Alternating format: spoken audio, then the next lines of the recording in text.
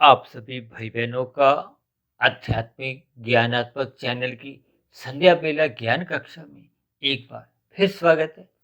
आज की चर्चा का विषय है आत्माएं अनंत। फिर हमने एक नीचे तीसरा शब्द क्या लिखा है, निश्चित। देखिए ये किसी भाई बंधु का एक प्रश्न था। हालांकि हम देखिए अपने जो साधारण वीडियो जो हमारी बनती हैं, ब्रह्म मुहूर्त उपदेश ज्ञान कक्षा या शाम की ये जो संध्या बेला ज्ञान कक्षा, अक्सर हमारी चर्चाओं में जब एक विषय पर चर्चा होती है तो उस पर अक्सर देखिए भगवान, आत्मा, ये दोनों चेतन सत्ताएं हैं। और प्रकृति यानी कि माया, माया यानी प्रकृति के तीन गुण, तमोगुण, रजोगुण और सतोगुण। और इन्हीं तीन गुणों से ही आपके हमारे जो तीन शरीर बने हुए हैं, स्थूल शरीर, सूक्ष्म शरीर और कारण शरीर, इन पर चर्चाएं देखिए हमारी ये प्रतिदिन ही होती हैं। शास्त्र भी जितने भी हैं उन सभी शास्त्रों में भी देखिए इन सभी तीन तत्वों के इर्द गिर्द ही सभी चर्चाएं होती हैं। इसीलिए आज हमने उस भाई बंधु के प्रश्न का उत्तर देते समय अपने वीडियो के नाम के साथ देखिए अनंत लिखने के बाद तीन बिंदु डाल दिए हैं। यानी कि इनकी संख्या कहीं भी शास्त्रों में, वेदों में, पुराण, उपनिषद, गीता, कहीं भी देखिए इनकी कोई एक चर्चा नहीं हुई। चर्चा इसलिए भी नहीं हुई क्योंकि ये इतने अनंत हैं कि ये लिखने में, बोलने में संभव ही नहीं है। देखिए, आप यदि एक संख्या लिखते हो पेन उठाकर कॉपी में तो 1, फिर 10, 1 जीरो डालो, फिर 2 जीरो, फिर 3 जीरो। आप जितने भी जीरो डालते जाओ तो ये तो पूरी की पूरी देखिए एक पुस्तक ही या ग्रंथ ही भर जाएगा। ये समाप्त नहीं होगी। लेकिन फिर इसका लिखने का कोई अभिप्राय नहीं है। इसलिए तो देखिए अनंत कहा जाता है। अनंत का अभिप्राय क्या है कि जिसकी देखिए गणना नहीं होती। अब निश्चित हमने शब्द क्यों लिखा है? क्योंकि आत्मा का जन्म और मरण नहीं होता, ये एक चेतन तत्व है। शास्त्रों में तो देखिए तीन नित्य तत्वों की चर्चा आती है। इनको देखिए आपको हमें तर्क पूर्वक एक समझना होगा। और परमात्मा की कृपा से तो हमने देखिए आज तक जो 1500 से अधिक जो वीडियो आज तक हमने बनाए हैं, उन सभी वीडियो में हम तर्क संगत बात ही रखते हैं ताकि हम सभी भाई बहनों को ज्ञान में वृद्धि हो। देखिए जब जब मैं भी वीडियो बनाता हूँ, उन बनी हुई वीडियो को जब जब मुझे भी समय मिलता है सुनने का, तो उस सुनने विशेष भले ही उस वीडियो विशेष पर मैंने ही चर्चा की हो, परमात्मा की प्रेरणा, क्योंकि जब परमात्मा की प्रेरणाएं होती हैं तो परमात्मा द्वारा जैसे जैसे शब्द मेरे मन बुद्धि के स्तर पर आते जाते हैं, वो सहज ही एक जिज्ञा के स्तर पर निकलते जाते हैं। वो वीडियो का अपना एक स्थान बनाते जाते हैं। अब उन बोले गए शब्दों पर फिर जब हम पुनः उस पर चिंतन करते हैं, सुनते हैं, मनन करते हैं, तो मेरा स्वयं का भी ज्ञान बढ़ता है। इसलिए तो अक्सर आपने देखा होगा कि जब जब हम कोई शब्द देखिए परमात्मा की प्रेरणा से एक लयबद्ध तरीके से बोल देते हैं, वही बोले गए शब्द ही कभी कभी कुछ दिनों बाद हमारे एक नए वीडियो का नाम बन जाते हैं। अब जैसे किसी भाई बंधु ने ये जो प्रश्न पूछा है, इस प्रश्न का भी आज देखिए वीडियो का एक नाम रखा गया, क्योंकि ये ऐसे स्थितियां हैं जिस पर एक साधारण मनुष्य में भ्रम की स्थितियां हो जाती हैं। और जब जब देखिए आपके मेरे जीवन में भ्रम अपना स्थान बनाते हैं और वो मजबूत बन जाते हैं, तो आपके हमारी जो एक आध्यात्मिक यात्रा है वो आगे बढ़ नहीं पाती, वो रुक जाती है। जहाँ जहाँ शंका हो, जहाँ जहाँ भ्रम हो, ये प्रश्न पूछना एक अच्छी बात है। शास्त्रों में तो देखिए 4 प्रकार के जो भक्त कहे गए हैं। पहला भक्त तो देखिए आर्त है। आर्त का भी प्रय जब जब किसी के जीवन में भी देखिए दुख आता है। अब दुख आने पे तो आपको में उस पीड़ा से राहत मिलने के लिए हम सहज ही अपने से ऊपर की शक्ति को याद करते हैं। अब देखिए इसके भी अलग अलग आधार हैं। भौतिक जगत में कोई नुकसान होता है तो लोग अमीर लोगों की शरण में जाते हैं, सहायता मांगते हैं, चाहे वो देखिए बैंक ही हो, हम ऋण के लिए जाते हैं। ठीक इसी तरह जब जब हम शास्त्रों के प्रति आपके हमारे कोई भ्रम की स्थितियां उत्पन्न होती है तो हम गुरु के प्रवचनों को सुनते हैं। शास्त्रों में एक अध्ययन करते हैं। इसलिए तो हम देखिए बार-बार कहते रहते हैं वीडियो के अंत में कि रात को जल्दी सो जाना चाहिए, क्योंकि रात को एक तमोगुण की स्थितियाँ होती हैं। तमोगुण की स्थितियों में देखिए ज्ञान का स्तर या कहो या एक प्रकाश की स्थिति कमज़ोर होती है। मोहनात्मक स्थितियाँ होती हैं। मोहनात्मक स्थितियाँ होने पर आपके भरी जो आत्मा का ज्ञान है, वो थोड़ा कमज़ोर रहता है। जब रजोगुण में ही कमज़ोर रहता है, तो फिर तमोगुण में तो और भी नीचे की स्थिति है। देखिए शास्त्रों में बार-बार कहा गया है, तमोगुण से 10 गुना अच्छा रजोगुण है, रजोगुण से 10 गुना अच्छा सत्वगुण है। और इसी बात को आगे ले जाते हुए हम बार-बार कहते रहते हैं कि विशुद्ध सत्वगुण यानी कि आत्मा, परमात्मा, शुद्ध जो चेतन सत्ता है, वो सत्वगुण से भी अच्छी है। और जबकि ये जो ब्रह्म मुहूर्त का समय है, जिसमें हम देखिए सुबह की जो ब्रह्म मुहूर्त ज्ञान कक्षा भी हम उसी ब्रह्म मुहूर्त में ही बनाते हैं, और शाम की जो संध्या बेला ज्ञान कक्षा की जो एक वीडियो है, ये भी हम ब्रह्म मुहूर्त में ही बनाते हैं। इसलिए तो देखिए परमात्मा के आशीर्वाद से पिछले 22-25 वर्षों से मैं 1 डेढ़ 2 बजे तक उठ जाता हूँ, ताकि ब्रह्म मुहूर्त का जो एक समय है, वो एक लंबे काल का बन जाए। देखिए जब हम बार-बार कहते रहते हैं, सूर्य निकलने से पूर्व का जो एक सतोगुण की स्थिति है, उस स्थिति विशेष को ही ब्रह्म मुहूर्त कहा जाता है, जिसको साधारण शब्दों में देखिए 4 से 6 कह दिया जाता है। और मैं तो देखिए तकनीकी रूप से बार-बार कहता रहता हूँ, क्योंकि सूर्य निकलने का समय बदलता रहता है, प्रतिदिन ही बदलता है। अब गर्मियों में तो देखिए 5:15 साढ़े 5 तक भी एक ऐसी स्थितियाँ बन जाती है सूर्य निकलने की, और यही सर्दियों में देखिए जनवरी के माह में ये तकरीबन 7:15 साढ़े 7 की स्थिति में पहुंच जाता है। तब ऐसी स्थिति विशेष में देखिए 4 से 6 जो कहा गया एक साधारण स्तर पर, ताकि वो गर्मी सर्दी यानी कि 365 दिन वो उसमें लगभग शामिल हो जाते हैं। देखिए कुछ बातें संक्षेप में भावार्थ रूप में कही जाती है, उनके आपको में एक अर्थ समझने होते हैं, उनके भाव क्या हैं, उनके भावों के पीछे छिपे हुए जो अर्थ है, उसी का नाम ही देखिए भावार्थ है। हम बार बार कहते रहते हैं शब्दों पे मत अटको।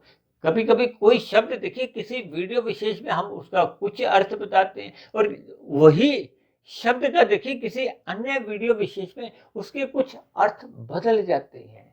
बदलने का अभिप्राय कोई देखिए मूलभूत रूप से, लेकिन तकनीकी रूप से देखिए जैसे जैसे हम स्थूल से सूक्ष्म की ओर जाते हैं, सूक्ष्म से हम अति सूक्ष्म चिंतन करते हैं, शोध करते हैं, तो उन शब्दों के थोड़े-थोड़े अर्थ और गहरे हो जाते हैं। ये सभी स्थितियाँ देखिए, कोई मनुष्य नर्सरी कक्षा का एक विद्यार्थी होता है, अब उसको एक मोटे अर्थों में ही देखिए ए फॉर एप्पल सिखाया जाता है। अब कोई बड़ी क्लास में होता है तो ये स्थितियाँ उसके लिए एक कोई अर्थ नहीं रखती, और जब और बड़ी कक्षाएँ होती हैं तो ये सभी स्थितियाँ बहुत गौण स्तर पर हो जाती हैं। इसलिए हम बार-बार कहते रहते हैं कि अपने मिले हुए जीवन में आध्यात्मिक उन्नति करनी चाहिए, क्योंकि आपके मरीज आत्मा का तो देखिए स्वरूप ही क्या कहा गया, ज्ञान स्वरूप, कि परमात्मा को तो देखिए आनंद स्वरूप कहा गया, और शास्त्रों में बार बार कहा गया है परमात्मा को सच्चिदानंद कहा गया। ये सच्चिदानंद शब्द अपने आप में देखिए सभी ग्रंथों की एक मूलभूत एक शब्द में ही व्याख्या आ जाती है, क्योंकि आनंद में देखिए चित्त रहता है, चित्त नित्य बना रहता है। चित्त का अभिप्राय देखिए आत्मा से लिया जाता है, चेतन तत्व से लिया जाता है, यानी कि आपकी हमारी आत्मा कभी भी देखिए मरती नहीं। ऐसी स्थितियां तो बार बार देखिए एक साधारण मनुष्य को गीता के द्वारा सुनने को मिलती हैं। और जब किसी की देखिए हमारे आपके परिवार में जानने वालों में किसी की मृत्यु होती है, तो अक्सर हम क्या कहते हैं, शमशान घाट में या घर गृहस्थी में हम अक्सर कहते हैं ना कि इसकी मृत्यु होगी, यानी कि आत्मा निकल गई। यानी कि इस बात को स्वीकार कर लिया जाता है कि आत्मा का जन्म मरण नहीं होता। जब किसी स्थिति विशेष में उसका जन्म मरण ही नहीं होता, तो जितनी भी संख्या है भले ही वो अनंत की अनंत है। देखो जिसको वह लिखने में पढ़ने में शास्त्रों में ही नहीं कहा गया, तो उसके लिए एक ही शब्द है अनंत। और अनंत की देखिए व्याख्या क्योंकि हम कर ही नहीं सकते, परमात्मा का तो एक नाम अनंत भी रखा गया शास्त्रों में।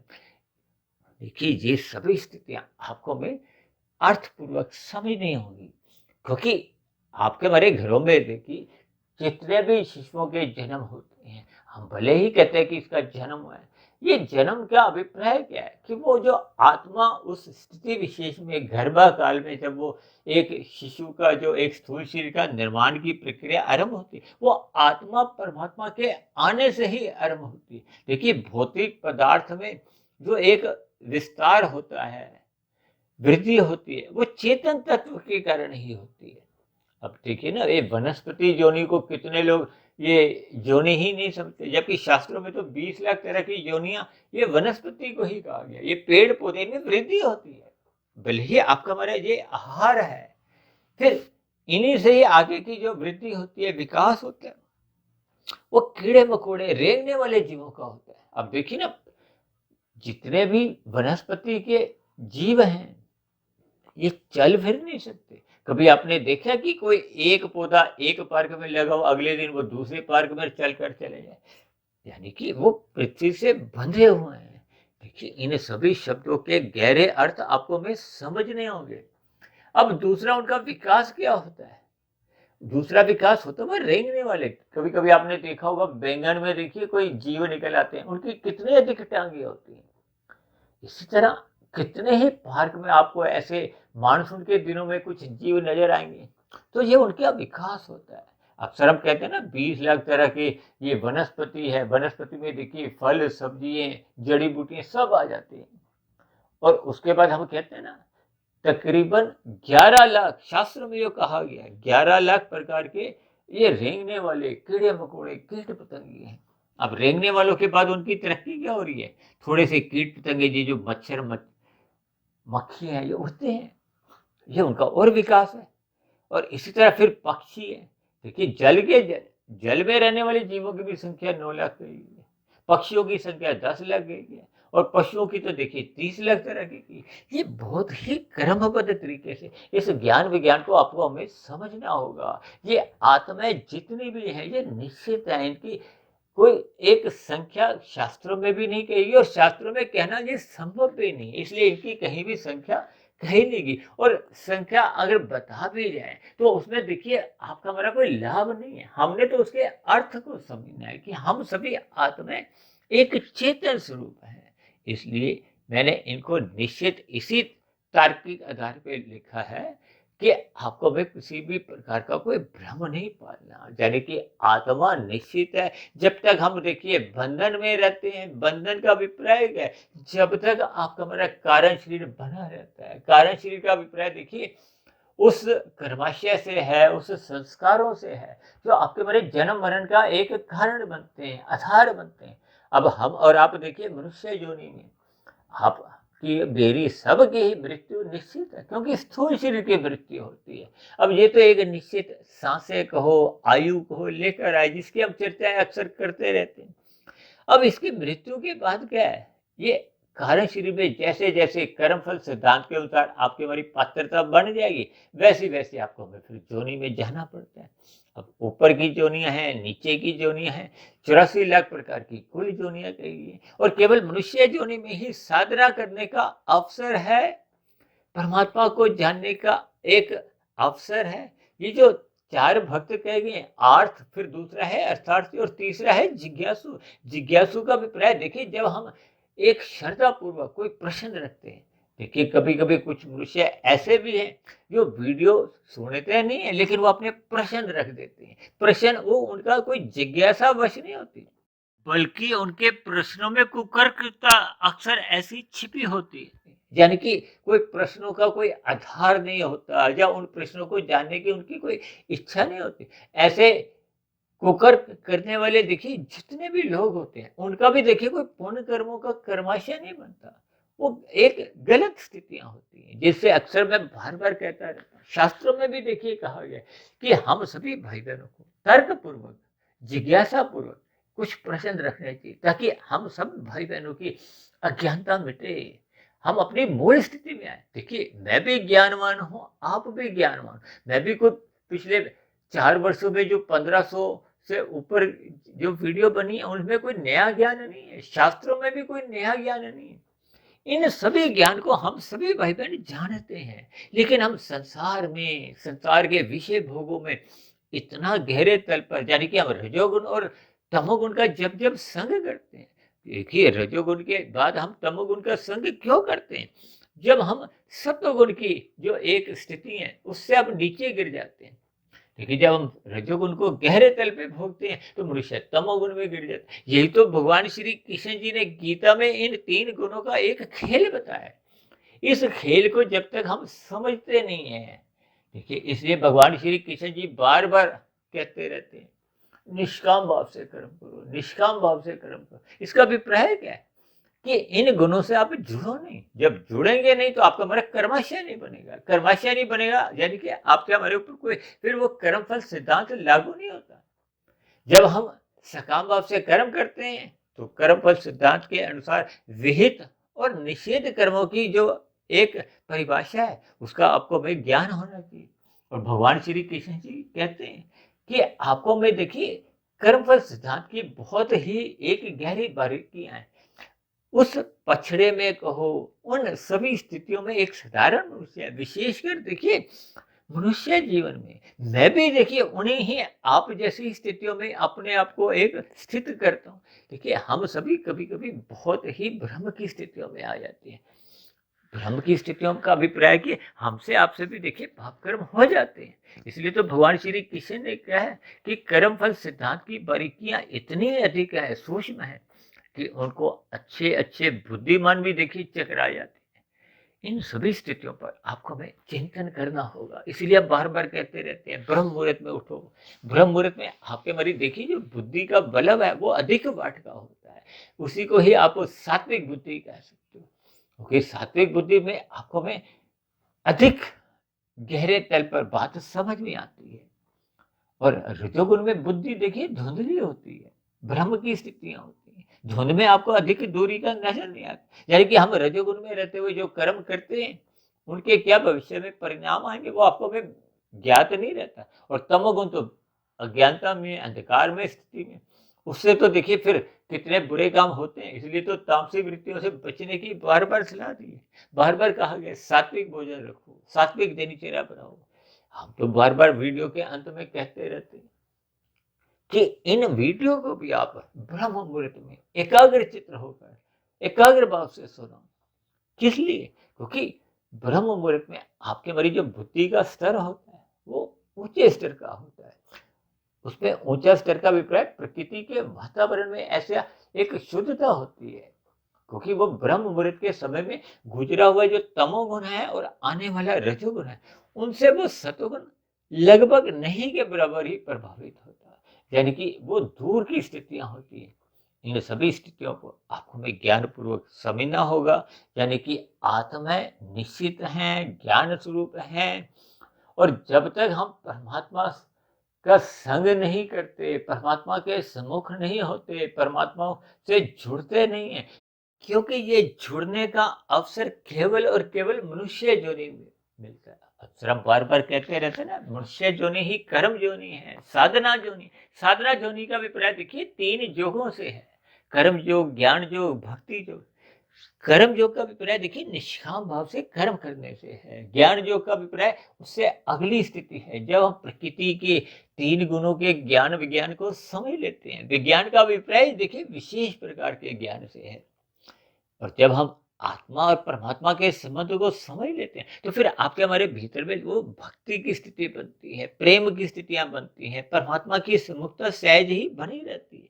ये सभी स्थितियां कर्म योग, ज्ञान योग, भक्ति योग, यानी कि कर्म, ज्ञान और भक्ति ये एक अलग अलग स्थितियां हैं। और योग तीनों ही स्थितियों में, योग का अभिप्राय ये है कि जब आत्मा और परमात्मा का एक निश्चित संबंध, सम्मुखता बढ़ जाती है, स्मृति बन जाती है।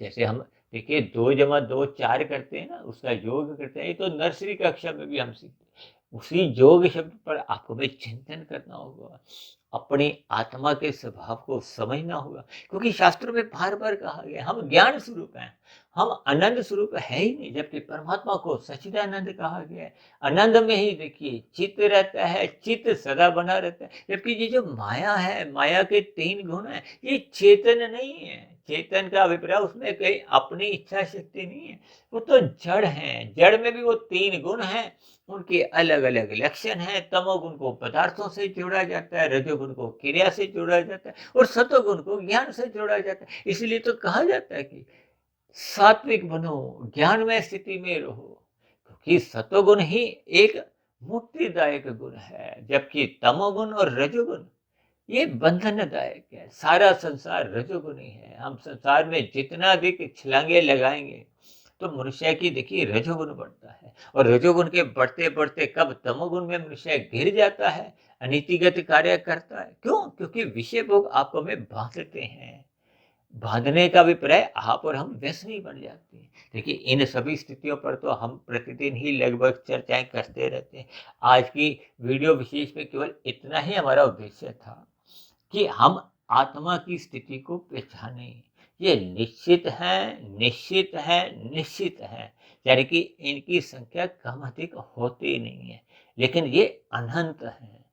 इन सभी स्थितियों को आपको भी ज्ञान पूर्वक स्वीकार करना होगा, ताकि आपके हमारे मन के भीतर कहीं भी किसी भी प्रकार की कोई भ्रम की स्थितियां ना हो। देखिए शास्त्र तो कहते ही उसको है जिसको जिसमें देखिए क्रमबद्ध तरीके से एक ज्ञान की चर्चा होती है।